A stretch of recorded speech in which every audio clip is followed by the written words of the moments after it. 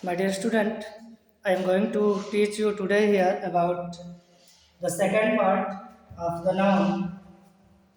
As you know, in the first part we have taught you about noun, definition of noun and kinds of noun in which countable and uncountable noun हम लोगों ने इसमें पढ़ा था। और आज हम लोग कॉमन नाउन की चर्चा करेंगे। कॉमन नाउन क्या होता है? जैसा कि आप देख रहे हो, कॉमन का मतलब ही होता है जो कॉमन हो, जो हर जगह मिलता हो। तो कॉमन का मतलब सिंपली हम कह सकते हैं the things which is shared by all. ये कह सकते हैं शेयर्ड बाय ऑल, मतलब जो सबके साथ होती है, सबके पास होती है। वैसे एक मैं आपको बताऊं, जैसे कॉमन को अगर हम कहें तो कॉमन जो है ये कुछ मिलता जुलता है। जैसे लोग कहते हैं कॉमन, तो अगर हम कहें कम आन, अगर कोई कमान कहता है तो कम आन का मतलब क्या कहता है? वो पास में बुलाता है, मतलब कहता है कि पास है। तो कॉमन, कॉमन का मतलब कि जो सबके पास होती है। हम इससे ये अंदाजा लगा सकते हैं कि कॉमन नाउन किसको कहेंगे? जो सब लोगों के पास होती है। जैसे मान लीजिए कि हम कहें कि पेन, तो पेन सबके पास होती है। तो जब सबके पास होती है तो पेन को हम क्या कहेंगे? कॉमन नाउन कहेंगे। जैसे हम कहेंगे स्कूल, तो स्कूल तो सबका एक ही तो होता नहीं है, तो स्कूल भी हम क्या कहेंगे? कॉमन नाउन, जो हर जगह मिलता है। तो ये सब जो है, जैसे चेयर हो गई, बुक हो गई, चाहे जितनी भी चीजें, तो चेयर तो सबके घर होती है कॉमनली। तो ये कॉमन थिंग हो गई, तो ये चेयर हो गई, ये कॉमन नाउन। अगर इसकी हम डेफिनेशन की बात करें, अगर इसकी डेफिनेशन की बात करें, हम कह सकते हैं common noun is the name, common noun is the name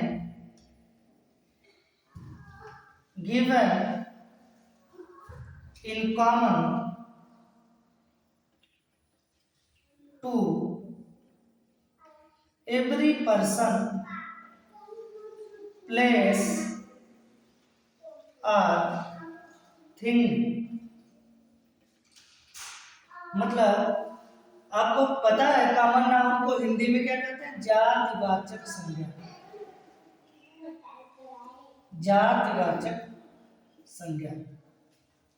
और डेफिनेशन क्या है? A common noun is the name given in common to every person, place और थिंग। सभी व्यक्ति या सभी स्थान का जो एक साधारण नाम होता है, या सभी वस्तु का जो एक साधारण नाम होता है, एक कॉमन नेम होता है, जिसको एक नाम से सभी उस वर्ग के अंदर, उस क्लास के अंतर्गत आने वाले सभी को केवल एक नेम से जानते हैं, उसको हम कॉमन नेम कहते हैं। जैसे कोई मैन, जैसे मैन, तो मैन क्या है? जिसने मैस्कुलिन जेंडर, जितने मेल होंगे, जितने मैस्कुलिन जेंडर होंगे, तो सबको हम एक नाम से, जितने अबव 10 इयर्स ओल्ड जितने भी पर्सन होंगे सबको मैन कहते हैं। तो ये सबका एक कॉमन नेम हो गया मैन, तो ये कॉमन नाउन हो गया। और इसका अगर हम कुछ अलग से नाम रखते हैं जो इसको पार्टिकुलर बनाता है, तो वो प्रॉपर नाम हो जाएगा। जैसे इस मैन का नाम हमने अमित रख दिया, तो इस मैन को ये पार्टिकुलर बना रहा है, तो ये हो जाता है प्रॉपर नाम। ठीक है? तो जैसे मान लीजिए चेयर आपने लिखा था, तो चेयर क्या है? चेयर एक कॉमन नेम है जिसमें हम लोग बैठते हैं, तो ये कॉमन नेम हो गया। अगर इसका कुछ नाम रख दिया जाए तो वो प्रॉपर हो जाएगा, तो ये कॉमन नाउन। ठीक है? तो कॉमन नाउन एक ऐसा नाम होता है जो दिया जाता है, कॉमन सबके लिए होता है, एवरी पर्सन, सभी व्यक्ति, सभी स्थान, सभी वस्तु का एक नेम, तो उसको हम जो है कॉमन नाउन के नाम से जानते हैं। तो जितनी चीजें इस दुनिया में है, जितनी चीजें आप देख रहे हो, सारी जो है वो कहीं न कहीं से एक प्रकार की कॉमन नाउन हम कह सकते हैं। जो सबके पास होती है। तो यहाँ से हमको कमान, कमान मतलब पास आना, और जो सबके पास होती है वो कॉमन नाउन हो गई, वो जाति वाचक संज्ञा हो गई। ठीक है,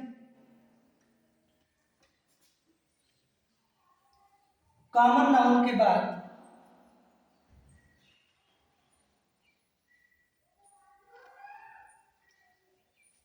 कलेक्टिव नाउन की अगर मैं बात करूं, कलेक्टिव नाउन, कलेक्टिव नाउन को हिंदी में समूहवाचक संज्ञा कहते हैं। कलेक्टिव, कलेक्टिव का मतलब समूह, समूह का मतलब कि जब ज्यादा लोग हों, सिंपली आप समझिएगा कि जब ज्यादा लोग हों और फिर भी उनको ज्यादा ना कहा जाए, उनको कोई एक व्यक्ति कहा जाए, एक नाम से जाना जाए, तो उसको कलेक्टिव कहेंगे। जैसे मान लीजिए एक टीम की अगर हम बात करें तो एक लोगों से तो टीम बनती नहीं है। एक टीम में, क्रिकेट की टीम की बात करें तो उसमें 11 प्लेयर्स होते हैं, तो 11 लोग मिल के कितनी टीम बना रहे हैं? एक टीम बना रहे हैं। तो जब इस टीम में लोगों की संख्या ज्यादा है लेकिन फिर भी एक टीम कर रहे हैं, तो इस टीम को हम क्या कहेंगे? इसको कलेक्टिव नाउन कहेंगे। इस टीम को हम क्या कहेंगे? कलेक्टिव नाउन कहेंगे। ऐसे ही अगर हम क्लास लिख दें तो आप एक बार थोड़ा सा कंसीडर करोगे कि क्लास में क्या एक ही लोग होते हैं? नहीं, ज्यादा लोग होते हैं, लेकिन फिर भी यह एक क्लास कही जाती है, तो ये क्लास हमारी कलेक्टिव नाउन के अंतर्गत आएगी। और ये सिंगुलर होती है, इसको जब यूज हम लोग पढ़ेंगे तो पढ़ेंगे ये सिंगुलर होती है, इसलिए सिंगुलर होता है। इसके डेफिनेशन की बात करें तो हम कह सकते हैं अ collective noun is the collection of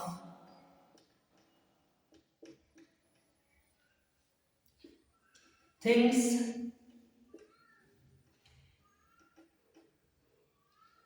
collection of person,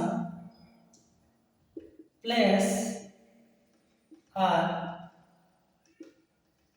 things, किसी भी व्यक्ति, वस्तु, स्थान का जो समूह होता है, जो कलेक्शन होता है, उसी को हम क्या कहते हैं? कलेक्टिव नाउन के नाम से जानते हैं। जैसे हमने एग्जांपल में देखा, टीम हो गई और क्लास हो गया, फैमिली हो गई, कमेटी हो गई, ये जो होता है ये सब हम कलेक्टिव नाउन के अंतर्गत रखते हैं। तो a collective noun is the collection of person, place और things which is considered by one. इसको बढ़ा भी सकते हो आप, which is considered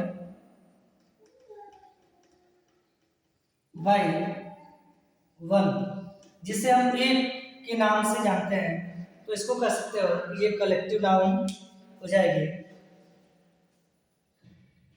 collective noun के बाद जो नाउन बच गई, मटेरियल नाउन। हम बात करें मटेरियल नाउन की।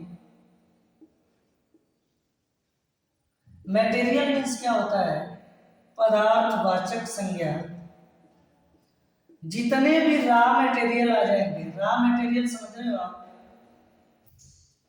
जितने भी कच्चा पदार्थ होते हैं जिनसे कोई पक्की वस्तु बनाई जाती है, वे कच्चे पदार्थ जिनसे कोई पक्की वस्तु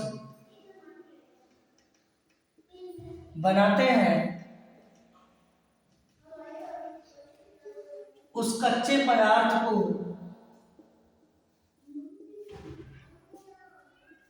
हम क्या कहते हैं? पदार्थवाचक संज्ञा कहते हैं। पदार्थवाचक संज्ञा कहते हैं। जैसे मान लीजिए ये टेबल है, तो टेबल किसी से बना है कि नहीं बना है? बना है ना, किससे बना? Would say. तो ये टेबल जिससे बना है, ये इसकी क्या हो गई? ये मटेरियल हो गई, क्योंकि वुड तो अभी कच्चा है, और अब जब टेबल बन गया तो ये पक्का हो गया, तो मटेरियल, इस मटेरियल से जो बन रहा है ये कॉमन नाउन होगा। लेकिन ये जिससे बन रहा है ये हमारा हो जाएगा मटेरियल नाउन। मान लीजिए कि आप अगर कह रहे हो बर्फ की बात कर रहे हो, तो बर्फ किससे बनती है? आइस किससे बनती है? तो वाटर से।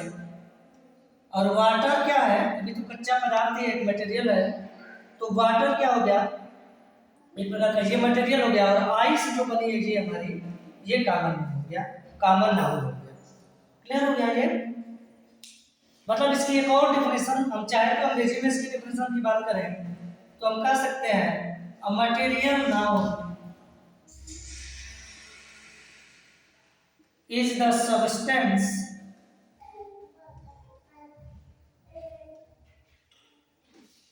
which is eaten, drunk, measured but not counted। ये भी कह सकते हैं कि वह कच्चा पदार्थ, सबस्टेंस मतलब पदार्थ, वह कच्चा पदार्थ जिसको हम खा सकते हैं, पी सकते हैं, माप सकते हैं, तोड़ सकते हैं, बट नॉट काउंटेड, लेकिन उसे हम अलग अलग नहीं कर सकते हैं, उसको हम कहेंगे मटेरियल नाउन। जैसे वाटर की बात कर लें तो वाटर को हम पी सकते हैं और इससे कोई वस्तु बना भी सकते हैं, तो ये मटेरियल नाउन हो जाएगी। ऐसे ही मिल्क की बात कर लें, मिल्क भी कच्चा ही होता है, इससे कुछ भी बन सकता है, तो ये मटेरियल हो गया। तो इस प्रकार की चीज है। ये जो रूम बना है, इस रूम में जितनी चीजें लगी है, आप या तो कंक्रीट की बात कर लो या ब्रिक की बात कर लो, ईंट की बात कर लो, तो ये सारी इसकी मटेरियल है, ये मटेरियल नाउन हो जाएगी। एक चीज ध्यान रखेंगे, इसको हम अलग अलग नहीं कर सकते, मतलब इसका प्लूरल नहीं बना सकते, इसको सिंगुलर में लिखा जाता है, इसका प्लूरल नहीं बनता है। इसका प्लूरल कैसे बनेगा वो मैं बाद में बताऊंगा। अब वाटर का, ये बढ़िया सवाल पूछ रहे हैं आप।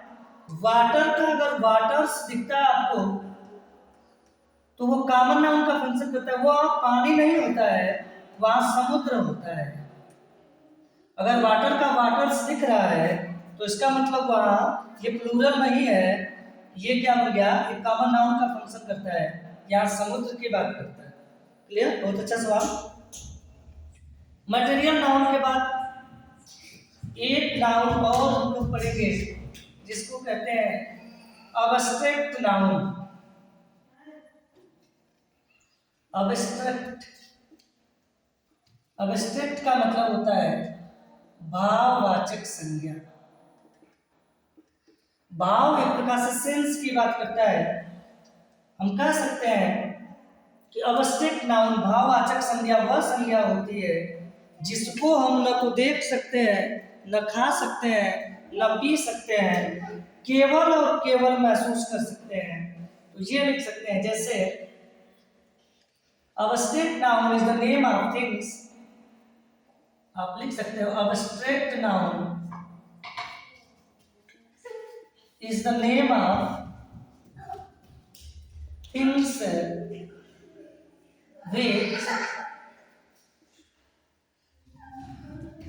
which is not seen, touched, eaten or measured, but only feel of. Feel of का मतलब महसूस करना होता है। वनली फील ऑफ, जिसे केवल क्या कर सकते हैं, महसूस कर सकते हैं, जिसे हम न तो खा सकते हैं, न पी सकते हैं। कर अब्स्ट्रैक्ट नाउन, उस abstract noun is the name of things, उन वस्तुओं के, या abstract noun the name of substance भी लिख सकते हो आप, पदार्थों के नाम को कहते हैं।